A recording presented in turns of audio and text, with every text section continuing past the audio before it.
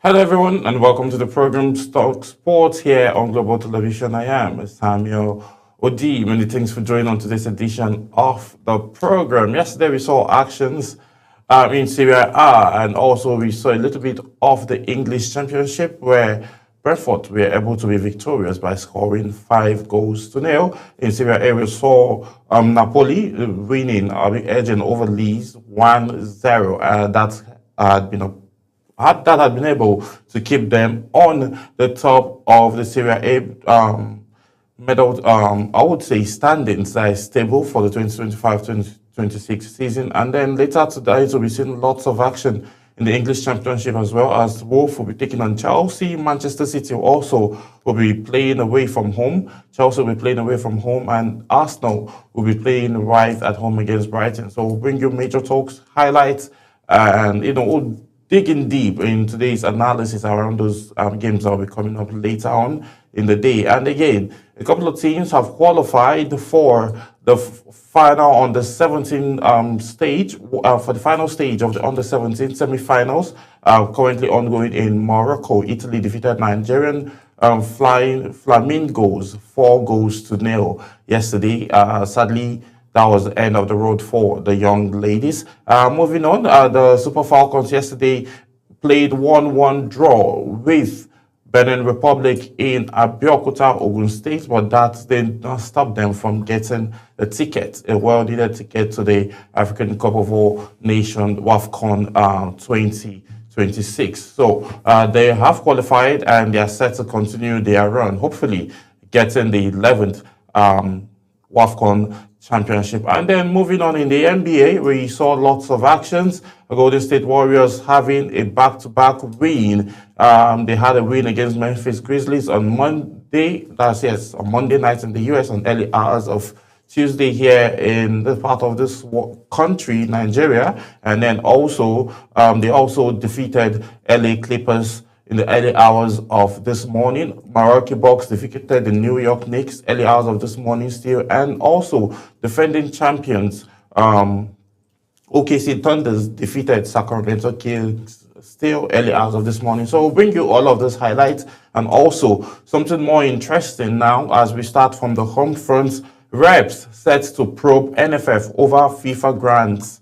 Yes, this is very exciting because I'm happy that the reps are making conversation around this now. The House of Representatives on Tuesday resolved to set up a special committee to investigate financial grants advanced to the Nigerian Football Federation by FIFA and the Confederation of African Football, totaling the amount of $25 million. The resolution of the House followed the adoption of a motion of an urgent public importance during Tuesday's plenary, co-sponsored by Lagos lawmaker Adedayo Adeshola and his Rivers State counterpart Felix Nweke, titled Motion to Support Further Misuse of FIFA and the CAF grant by Nigerian Football Federation. Adeshola noted that the mismanagement of the grants by the global football governing body is largely responsible for the poor outings in the recent times by the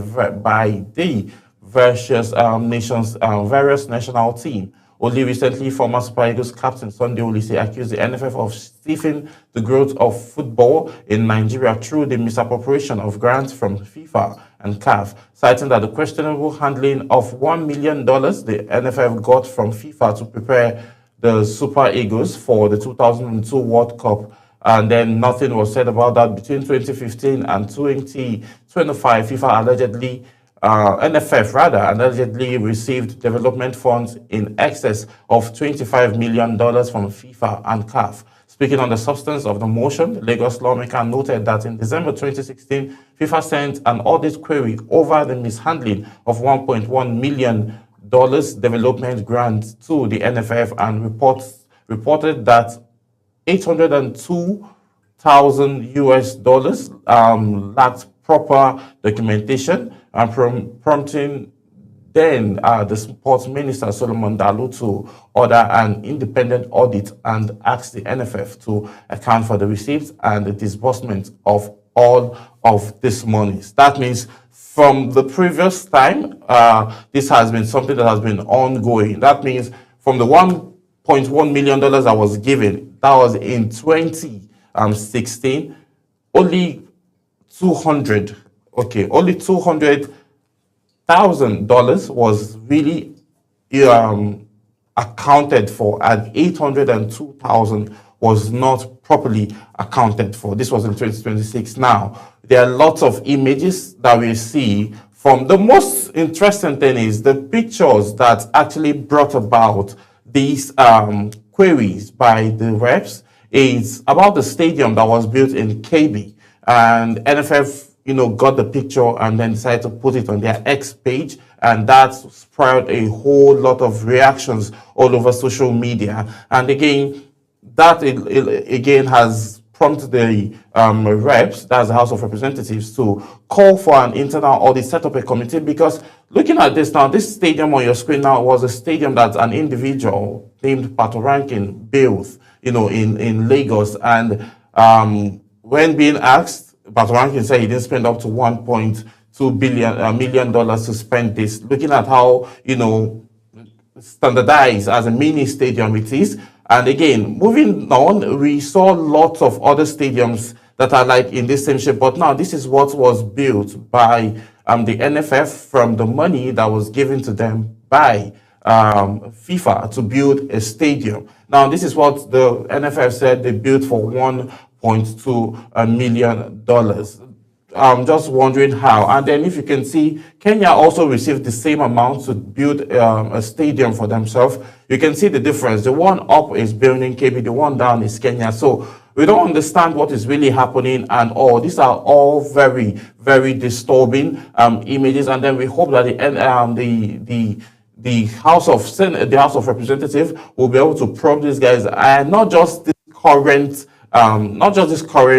administration. He has to go back down to Amojed Pinnick's time, start probing from all those years, even from 2002. A whole lot of things has been ongoing wrongly, and then at the end of the day, people will turn around and say the government is not doing what it's supposed to do.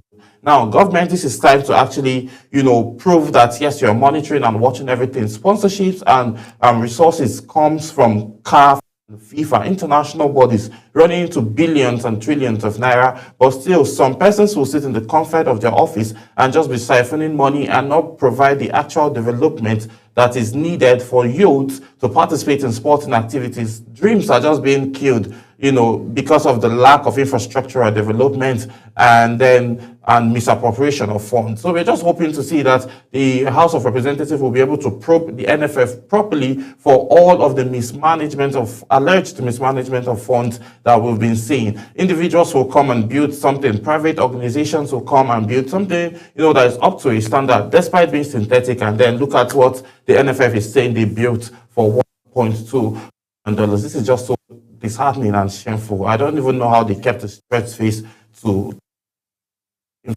like this out in the public space. But finally, hoping that the House of Representatives will do justice and crack down whatever loophole that they need to crack down and figure out what exactly has been happening to all the monies ranging to $25 million that CAF and FIFA has been giving to NFF for infrastructural development, and also a whole lot of stories. This is just the surface, because John Mikel Obi has said that NFF are still owing him money when they were going for, World Cup. He had to charter a whole plane because there were some challenges and all. Still, he did not get it. Sunday Olise came out a couple of weeks ago to say that he's still being owed by the NFF, and he categorically said that NFF is a problem why Nigerian football is not being developed. Do we have talent? Yes, we have lots of talent, but still, the mismanagement of the NFF is what is just keeping Nigerian football at the level which it is, and which is very, very shameful. Well, let's move on and hope that something better comes out from all of this probing that the House of Representatives will be doing. So let's move on on the lighter note. World champs Anayo Cho wins Nigerians' first taekwondo medal in 20 years. Africans number one in the 67 category, kg category, Elizabeth Anacho has made history by clinching a bronze medal at the ongoing World Taekwondo Championship in Wuxi, China. The feat guarantees Nigeria its first World Taekwondo Championship medal in 2 decades, making a remarkable comeback from the nation on the global stage. Anacho delivered a stellar performance in the women's 67 kg category, defeating Uzbek and Uzunda in the 2 fairly contested rounds, 8-6 and 10-9, to book her place in the semi-finals.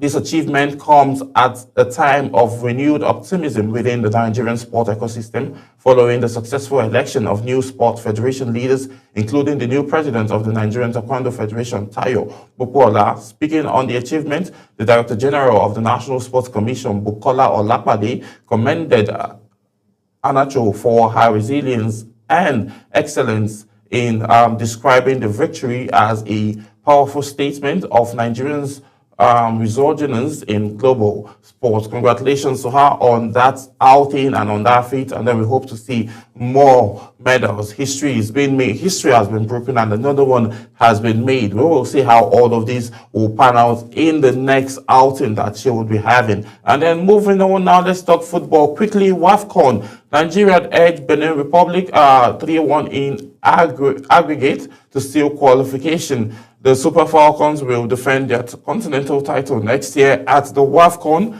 after they brushed aside the Amazon of Benin 3-1 on aggregate on Tuesday. The 10-time African champions won the first leg of the eliminator 2-0 in Lomé, Togo, before they were held to a 1-1 draw in the returning leg in Abeokuta, Ogun State on Tuesday.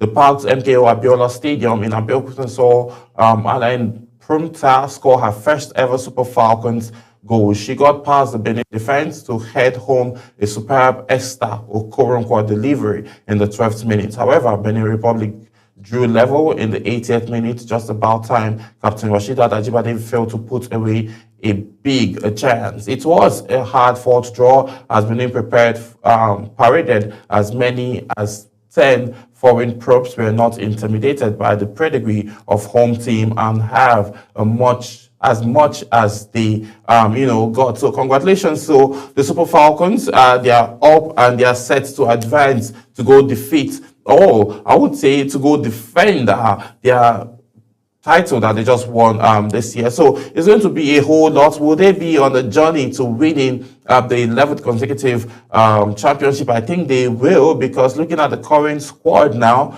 how depth the Super Falcons team is, I think they are good to go. And again, Okoronkwo has always been in the conversation of Nigerian advanced scoring or creating assists. If you look at when she played all in the WAFCON 2024 or 2025 WAFCON, we saw how instrumental she was for the Super Falcons, almost contributing positively in almost every game that was played. When I mean almost, that is either scoring or giving an assist, tackling and having clean saves. So I think she's actually the MVP, I would say the best player for the qualification matches that has been played. And then definitely she might be getting to the conversation of the African female best player of all time. After Nadozie, she might be the next person on that list to collect that trophy. So let's move on. FIFA Under 17 Women's World Cup, 4 countries qualified for quarterfinal. 4 countries have booked their place in the quarterfinal stage at the ongoing FIFA Under 17 Women's World Cup in Morocco. The 4 countries are Italy, Brazil, Netherlands, and North Korea. They advanced to the last 8 following the conclusion of Tuesday's round of 16 match. Italy trashed Nigeria 4-0, while Brazil defeated China 3-0. North Korea defeated host Morocco 6-1, while the Netherlands defeated the United States via penalty shootout following a 1-1 draw in regular time. Meanwhile, more rounds of 16 matches will take place later today. The competition started on the 17th of October and will be ended on the 8th of November 2025. There will be more actions, and congratulations, I would say, to the Flamingos Nigerian Under 17 for getting this deep into the matchup, because they all started off late, losing their first match, drawing the second and winning the third. That gave them an advantage to play in the round of 16, but still good outing, good fighting spirit, good switch, and good mental wellness that these individuals had to be able to change up formations and change up tactics within the space of time. So it's just very happy. I'm very happy for them that they were able to advance this far in the competition, and then we'll see what would hold for them by next year. Hoping to see that they will, advance further into the World Cup and maybe pass this stage of the under 16, maybe get into the final four and final two and contest properly for the championship. So let's move on. Let's talk football, male football now. Ademola Lookman opens 2026 goal account after a slow start to the 2025-2026 season with Atlanta. Nigerian forward Ademola Lookman finally got his first goal of the season for his club on Tuesday night, scoring in their Serie A match day 9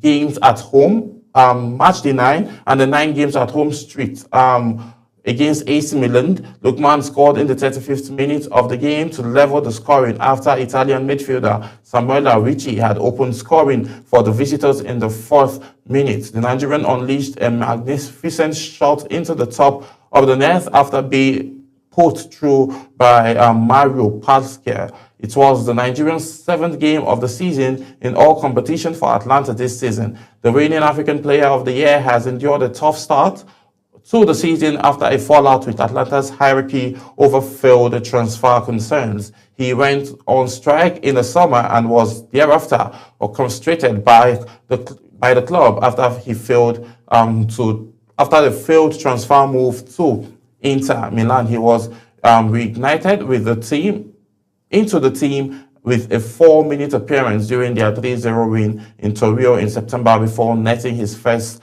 start up in Champions League against Club Brugge. That is days later, and then we saw how the trajectory is. I don't know what the problem actually is, but at the end of the day, I'm hoping that Ademola Lookman finds a place where he'll be happy. But do I think he'll be leaving Atlanta soon? I think he might be leaving in the December or January. I think he'll be leaving the January transfer window, because he's literally have had conversations over and again on why he needs to leave Atlanta. He has fallen out. He fell out with the head coach. He fell out with the hierarchy, and I think they are not just wanting to let him go and earn what he is supposed to earn. It's still concerns around the finances and bonuses and salary was one of the reasons why he couldn't leave. It's almost the same thing that happened with Victor Osimhen while he was in Napoli before he finally got traded or moved to Galatasaray. So we'll see what will pan out and how the coming days and coming games will be for Ademola Lookman. He's obviously not dropping in quality. He's a goal-getter, a goal-scorer, and that is what we know Ademola Lookman for. We'll be expecting to see him back as well to play with the Super Eagles in the playoffs that will be happening in Morocco. So we'll see how that pans out and what the transfer windows will look like in January. So now let's move away from Serie A and talk Carabao Cup. Wolves are ready for tough Chelsea test. Tolu Arokodare, he is the one making this statement. Tolu Arokodare is expecting a difficult draw against Chelsea later tonight in the Carabao Cup clash. Wolves have struggled in the Premier League this season, but have enjoyed a good run in the Carabao Cup. Victor Paris side defeated Everton 2-0 in the previous round. Arokodare netted his side's second goal on the night, his first for the club ever. That's talking about Wolves. A win against Enzo Maresca's Chelsea could help revive their season. The 24-year-old is anticipating a tough game, but is adamant they can scale through. Well, let's see how they can be able to scale through, because currently Chelsea is just coming up from a loss, just over the weekend, and this is a win here tonight is going to be a motivation for them also. So Wolves are coming off a win, and then they are motivated already to be able to win. And then if they get to score and win again, it's a revival for the entire team, and then they'll be rejuvenated. Well, let's move on now. Still talking the Carabao Cup. 3 teams qualify for quarterfinals. At least 3 teams have made it into the this season's Carabao Cup quarterfinals. This follows the conclusion of the first set of round features as a Tuesday night. Brentford booked their place with a 5-0 thrashing of Gipsy Town. That is where Moses Simon plays currently. Cardiff City also defeated Wrexham 2-1. Fulham needed the penalties to see off Wembley Wanderers after the game ended 1-1 in relegation time. On Wednesday later today, the remaining fourth round games will be played across the United Kingdom. Arsenal welcomes Brighton, while Manchester City travel to Swansea. Liverpool host Crystal Palace, and Chelsea are on their way to the Wolves to also participate in their final fourth rounder, and then we will see those who will be qualifying. And then moving away from Carabao Cup, let's quickly talk Napoli. That's Serie A, as Napoli beats Leeds 1-0 to stay top of Serie A table. Napoli maintained their lead at the top of the Serie A on Tuesday after the champions won a hard-fought contest at lowly Leeds. They defeated them 1-0 and moved 3 points ahead of their closest rival, Roma. Andre Frank Angus headed home the only goal in the 69th minute to ensure Napoli followed up on their triumphant win over studious rival Inter Milan at the weekend. Napoli are on the 21 points from the league features, 3 ahead of Roma, who host Panama later tonight on Wednesday evening and have an inferior goal difference. AC Milan are further points back in their third position ahead of their Tuesday's late clash feature against Atlanta. Angri's fourth goal of the season, which came after a brilliant individual effort against Inter, gave Napoli a second win in a matter of days and further steadied the ship before and after a heroic recent run of a result. It had not been for Giants goalkeeper Van Dijk, Napoli might not have claimed all 3 points, as the Serbian penalty specialist threw himself into the right to keep a first goal. Camdra's spot kick 11 minutes after into the break. So goalkeeper also contributed to the fact that, Napoli only had to stay 1 point ahead or 1 goal ahead of Leeds United. So congratulations to them. Let's move on. Dortmund edge Frankfurt on penalties to advance into the German Cup final rounds. Borussia Dortmund eliminated Frankfurt from the German Cup in the second round on Tuesday, winning 4-2 on penalties after the match finished 1-1. Dortmund were faultless from the spot, with Fabio Silva, Niklas Süle, Kani, Chukwuemeka, and Felix Mbacha all converting, while Ritus Donald and Ferris Chabler both missed penalties for the home side. Frankfurt, Mario Gusta and Ario Kunfus, both cup winners, with Dortmund combined to put the home side in front after 7 minutes. And then that was how the trajectory continued. Dortmund hit back 3 minutes after the break. Julian Berndet tapping in the pinpoint Julian racing cross from the close range. The match went to extra time, and Germany striker Jonathan Brandford looked to have sealed it for the hosts when he scored in the 111th minute, but the strike was ruled out for offside. In the shootout, Can Unzo and former Chelsea striker Michi Banton both converted from Frankfurt, but Doan blasted his attempt well over the bar, and that was how Dortmund were able to advance further. The younger brother of Jude Bellingham also playing in Borussia Dortmund. You can see him there in the picture, very, very excited and full with joy as they advance further. So we'll have so much conversation around the world of football and also basketball shortly, but we'll be going on a very quick break, and when we return back, Talk Sport continues.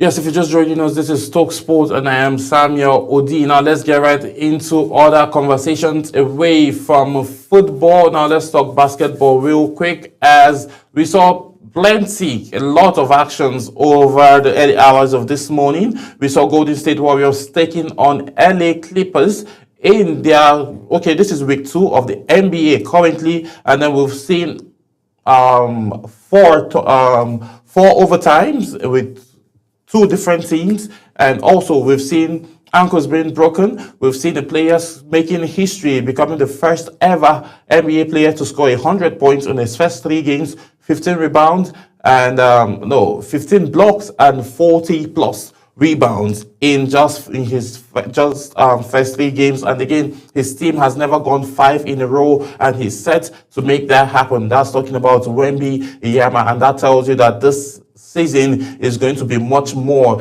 than we expected. A whole lot of actions happening already. Like I mentioned, Golden State Warriors winning their consecutive 3 games back-to-back winning streak on the night, early hours of this morning. They defeated LA Clippers, and that's made it 3. And also we saw OKC Thunder, still the current champions of the NBA, and a team having the MVP of the NBA, Shai. They were making a whole lot of moves, and also they had excellent run, and they had amazing wins. And then on the other side, in the East, we saw Milwaukee Bucks defeating New York Knicks. Milwaukee Bucks defeated New York Knicks, and in a very, very dramatic fashion. They almost lost the game, but in the third quarter, towards the end of the third and ending of the fourth quarter, Milwaukee Bucks regained more momentum, and they fought all through to win this matchup. So now, let's start off with the highlights between Golden State Warriors and LA Clippers, and also we'll bring you the one between Milwaukee Bucks and New York Knicks before we have more conversation, before we bring you the final between OKC Thunders and Sacramento Kings. Now, let's bring you the first highlights: Golden State Warriors and LA Clippers. Here are the highlights.